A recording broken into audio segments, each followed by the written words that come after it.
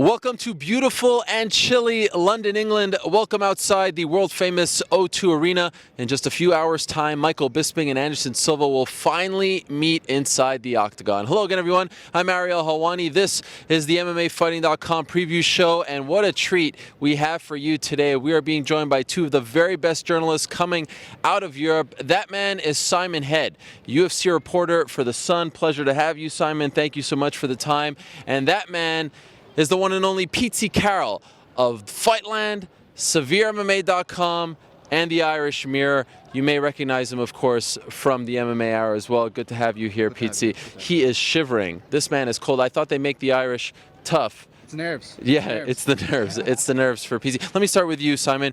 You are based here in England. This is a very big card. In my opinion, the biggest in the history of the UFC coming to Europe because it's the native son, Michael Bisping, fighting against Anderson Silva.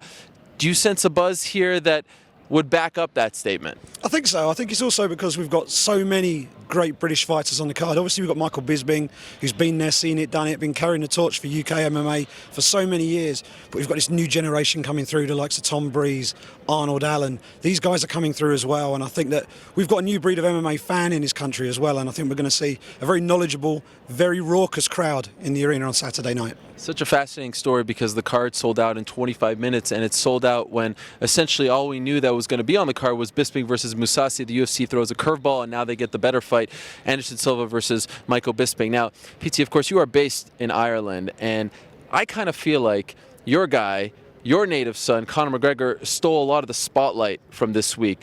After everything that happened with RDA and, of course, now Nate Diaz, there's less buzz than there should be going into this fight. Would you concur? Absolutely. I'm putting on the press conference the day before we got here for the media day. Seemed to really kind of get the attention back onto Conor. Everybody seemed to be talking about that, asking the fighters questions about Conor McGregor rather than this amazing fight that's taking place tomorrow night.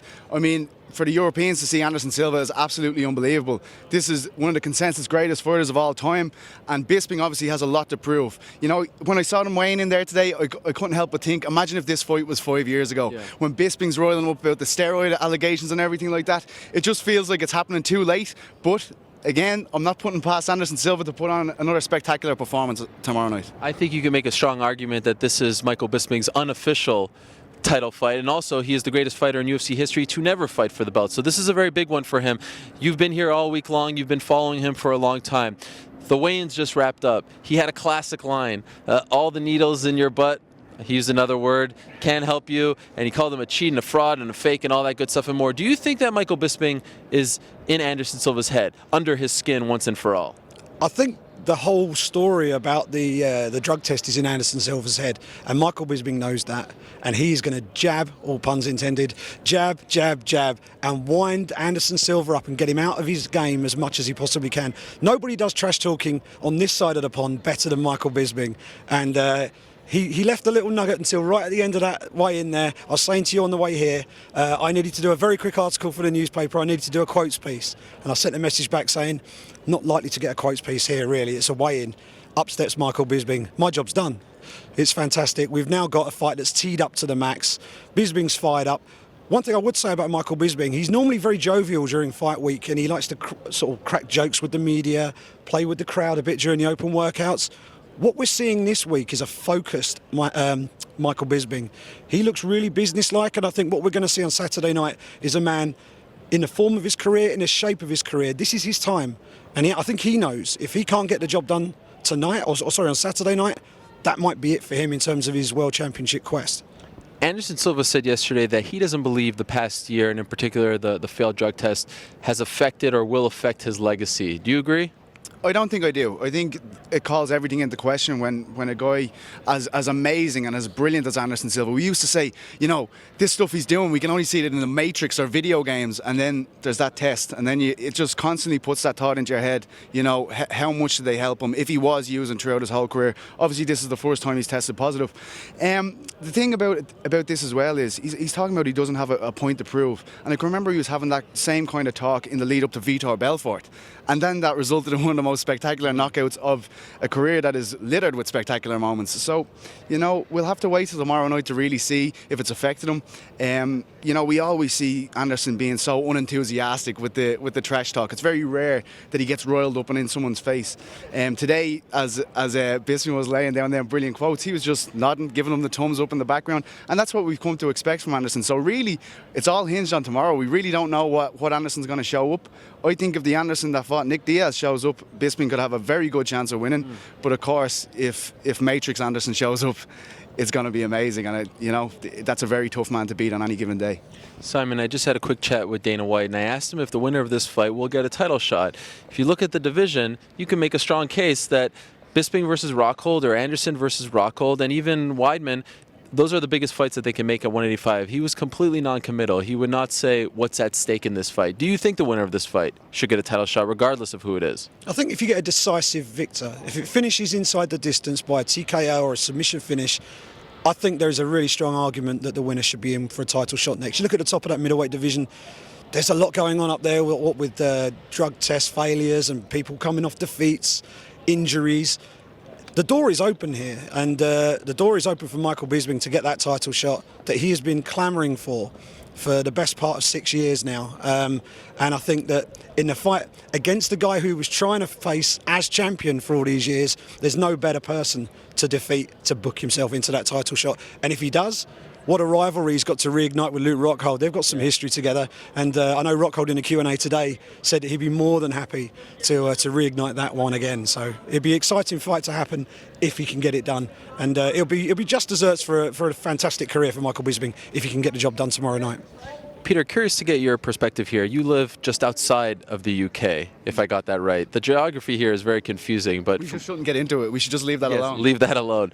So we know how beloved Michael is here in England. How does the rest of Europe, Ireland, you know, places outside of the UK feel about him? Do they feel like this is our guy that sort of was a pioneer that made the sport what it is in Europe, or do they not have that same kind of connection with him? I don't even think it matters how they feel. He is a pioneer for the European scene. He's a trailblazer. You know, all these guys are on this card, Tom Breeze, all the guys behind him, they've seen him. He opened the door that they walked through, you know, so it's like... Just on cue, here we go. Yeah, of course. And you know, Bisping, he's very outspoken, so you have to react to him. It doesn't matter if you don't like him or if you do like him. Once you're talking about him, that's what he wants. Hashtag back your own. Got to back your own. Exactly. And I think that's what really is the thing about Bisping. No matter what side of the fence you're on, you're going to want to watch him fight. What's the crack? Bisping. Yeah. He said second, I think later, but... Okay, we're not at the predictions portion. You got to follow the script here, my friend, all right? I come in late, sorry, I've had a few beers, like... Well done. Enjoy, I can tell. I am. Okay, let's talk about it. Who's going to win? Now, you got to be unbiased here. Think with your mind, not with your heart. Who's winning in the main event tomorrow? The winner of the main event tomorrow will be Michael Bisping. Wow. I'll tell you why. Anderson Silva is 40 years old. Anderson Silva hasn't fought for a year. Anderson Silva's previous performance was less than stellar against Nick Diaz, who, had he been a more active fighter, he would have beaten Anderson Silva that day. This is also an Anderson Silva who's still probably mentally still healing from the scars of that horrific broken leg, and a guy who got well beaten previously by Chris Weidman. You know, we've got a long way back to look until we saw a vintage Anderson Silva performance. Michael Bisping is aging like a fine wine. I think he's in the best shape of his career, and I really do think that he's in the absolute perfect spot. The time is right for him, and I genuinely think he's going to get it done, and I have a feeling he might do it inside the distance as well. Okay, so that was my next question. How does he get it done? He's predicting a ground and pound finish, which I find very interesting, because normally Bisping goes in there and just says, I'm going to knock the guy out. And normally what happens is he ends up sticking and moving to a decision win. Watching the way Bisping's working his pads with Jason Perillo, the high kick is something he's beginning to integrate into his game, and he's landing it with an awful lot of power. I noticed it with Luke Rockhold during his open workouts for 194. It's something that fighters are bringing into their game a lot more, and I think with Michael Bisping, it's a weapon that we haven't seen a lot of. And as Silva looks to come in, dealing with that range with Anderson Silva is a very tricky thing. If Bisping can start to utilise his kicks as well as his punches, he can keep Silva guessing. I think he can outwork him for a decision, but I do think he might be able to crack him with a kick. And if he does, he might well get that ground and pound finish on the floor. What a scene that will be if Michael Bisping can actually pull it off. Your prediction, my friend. You know, we have to factor in Michael Bisping in the UK here. Yeah. 17-0. That's absolutely unbelievable. You know, something different comes over Bisping when he is, you know, in the UK. And I think it is. I agree with you, Simon. It's a perfect time for Anderson to come over and take him on in front of the UK crowd. I doubt Bisping will finish the fight, though. I just don't see that happening. I think. Are you picking him to win? I think it's a good time for him to win. I think he will win, and I think it will be a decision. Wow. But Anderson Silva has that knockout power. He knows how to finish fights, and it's always very unorthodox finishes as well. So I mean, I think it's either going to be Anderson with a knockout or Bisping by decision. And I think I'm siding with Bisping. And this guy's kind of scaring me. That's why I'm going for Bisping. Yes, it's a good thing we have great security. You can see we have a lot of people in the back there, but only one man is bold enough to actually stand in back of us throughout this preview show. Yes. Mousasi, Thales, Leites, who's your pick?